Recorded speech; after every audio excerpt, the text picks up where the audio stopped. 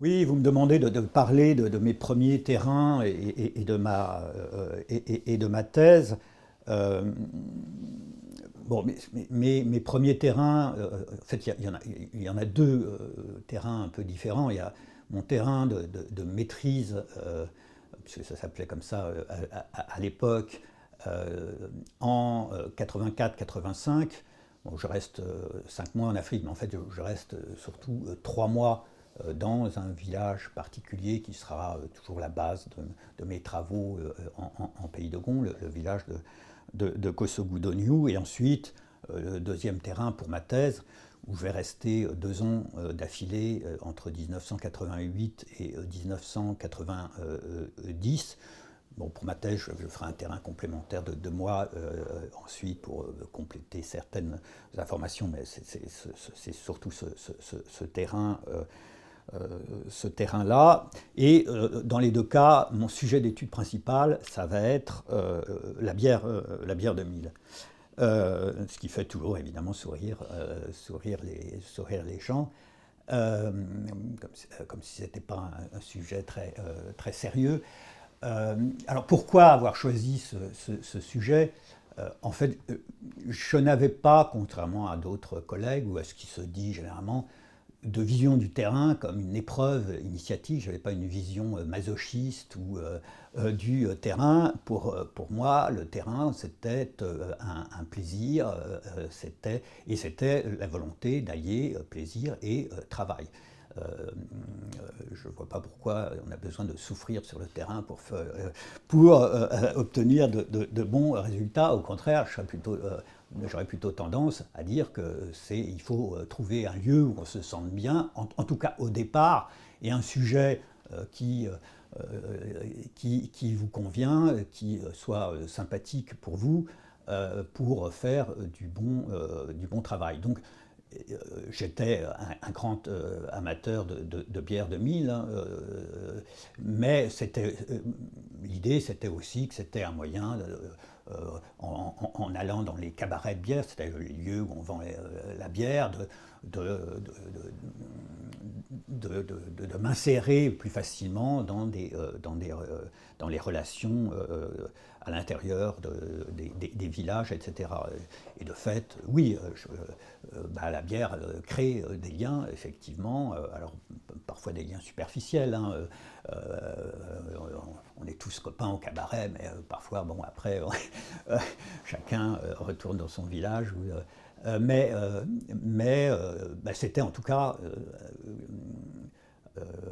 un biais sympathique, avec l'idée que ce biais permettait de saisir en fait tous les aspects de la société Dogon. Il y avait une visée un peu monographique, même si aujourd'hui les monographies ont mauvaise réputation peut-être, et de fait, effectivement, la bière est au cœur des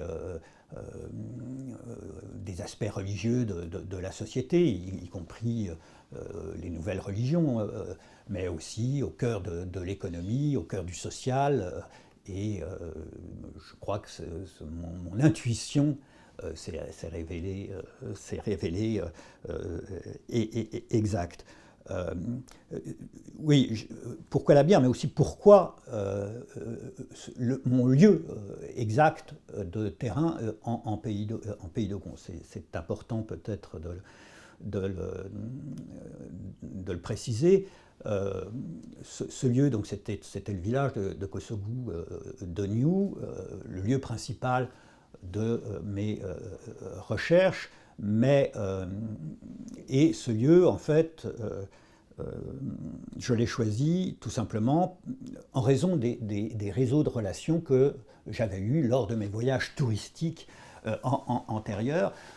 C'est un village que je connaissais depuis 1981, mais c'est surtout en 1983 où, dans ce village, je rencontre Antoine Sagara, qui était le seul intellectuel du village, et qui était en vacances à l'époque dans son village, puisqu'il était à l'époque professeur d'anglais dans la plaine d'Ogon à Barra-Pirelli, puisque en fait mes voyages touristiques antérieurs se passaient toujours pendant la saison des pluies, pendant les vacances universitaires, qui correspondaient en partie aux vacances d'Antoine Sagara. Et c'est lui qui m'a d'abord accueilli avec sa famille de façon extraordinaire, avec qui, au moment où je ne parlais pas vraiment d'Ogon, j'ai pu converser en français dans un village où très peu de gens parlaient français, mais c'est aussi surtout lui qui, sachant que j'avais déjà commencé des études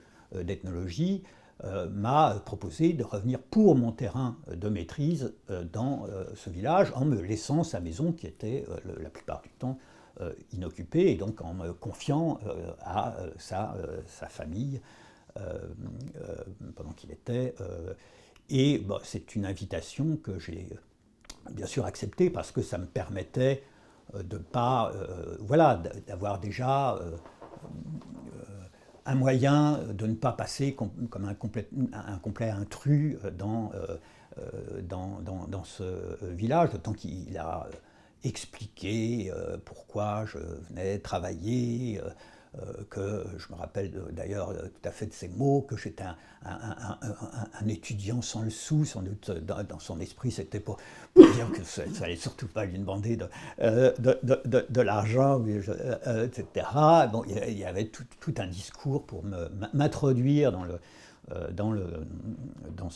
son village, et donc ça c'était appréciable. Mais il y avait d'autres raisons pour le choix de ce village qui a toujours été ma base de travail en Pays d'Ogon.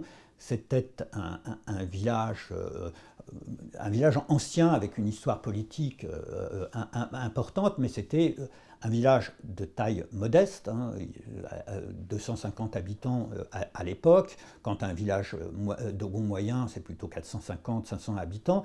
Et de ce point de vue, la taille modeste de ce village était un atout, de mon point de vue, pour connaître un peu tout le monde, pour une interconnaissance plus rapide, et pour m'insérer plus rapidement dans des réseaux de relations, parce que finalement, tout le monde, je connaissais tout le monde très rapidement dans ce village. Et il y avait d'autres raisons aussi à ce choix. D'abord, c'était un village dans une région où aucune étude anthropologique n'avait eu lieu, loin de Sangha, qui avait été le centre des études sur Grioul. Et dernière raison, c'était un village en pleine transformation, avec déjà quelques familles catholiques. Mes hôtes étaient catholiques du reste, comme son nom l'indique, Antoine. Mais il y avait aussi quelques protestants déjà, un nombre croissant de musulmans, en particulier chez les jeunes, et à la génération supérieure, encore à l'époque, un grand nombre de traditionalistes, avec des guillemets, un nombre qui va s'amenuiser au fur et à mesure. Aujourd'hui, c'est un village complètement musulman ou chrétien. Et de mon point de vue, il y avait aussi des transformations économiques en cours importantes, qui avaient des répercussions d'ailleurs sur le commerce de bière, puisque c'est un village qui avait bénéficié récemment de 2 barrages qui permettaient un accroissement du maraîchage, qui était la principale source de revenus monétaires des gens à l'époque. Et cet accroissement soudain des revenus monétaires avait un impact sur le commerce de bière parce qu'il y avait beaucoup plus de disponibilité pour acheter la bière. Et donc il y a eu une explosion des cabarets de bière à ce moment-là dans ce village, un petit village de 250 habitants, où certains jours il pouvait y avoir 6 ou 7 cabarets de bière. Voilà, ces transformations étaient importantes pour moi pour saisir justement en fait les changements, mais aussi les manières de boire des catholiques, des protestants, des musulmans, des traditionalistes, avec des fêtes différentes, des manières de boire éventuellement différentes. Avec l'idée que là je parle de ce village, mais je ne veux pas donner l'impression que je voulais faire une monographie villageoise, ni prendre évidemment ce village comme un idéal type, un village type Dogon qui représenterait l'ensemble des villages Dogon. Non, c'était l'idée que pour une partie de mon travail, y compris une partie de mon travail de thèse, j'allais suivre au plus près ce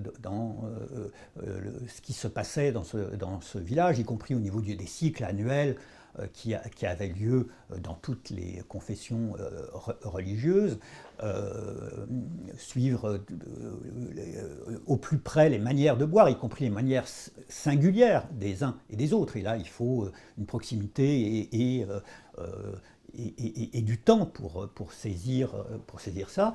Et d'autre part, une autre partie de mon temps, en fait, j'allais dans des régions voisines, en fait, à des fins comparatives, pour voir, en fait, et politiques, pour voir comment les configurations politiques différentes dans les différentes régions d'Ogon, pour des raisons historiques, avaient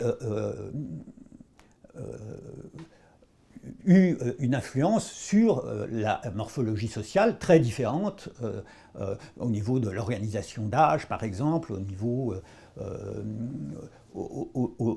des... y compris de la perception du passé, par exemple à travers les chants ou la littérature orale, etc. etc. Et bien sûr aussi des façons de fabriquer la bière différentes selon les régions, etc. Donc je ne me suis pas enfermé à Kosogou, mais j'ai essayé à Kosogou de suivre au plus près ce qui se passait, que ce soit pour ma thèse, mais aussi pour la suite, pour d'autres raisons comme la sorcellerie, ou de toute façon, quand vous êtes dans un village, vous êtes le déversoir de toutes les histoires, conflits, en tant que personne qui est à la fois à l'intérieur et à l'extérieur. Et c'est intéressant pour l'ethnologue, c'est parfois un peu pesant aussi. Mais c'est la condition pour saisir en fait effectivement tout ce qui se passe, pas forcément dans la réalité, notamment pour les discours de la sorcellerie, mais de toutes les représentations qui vont avec.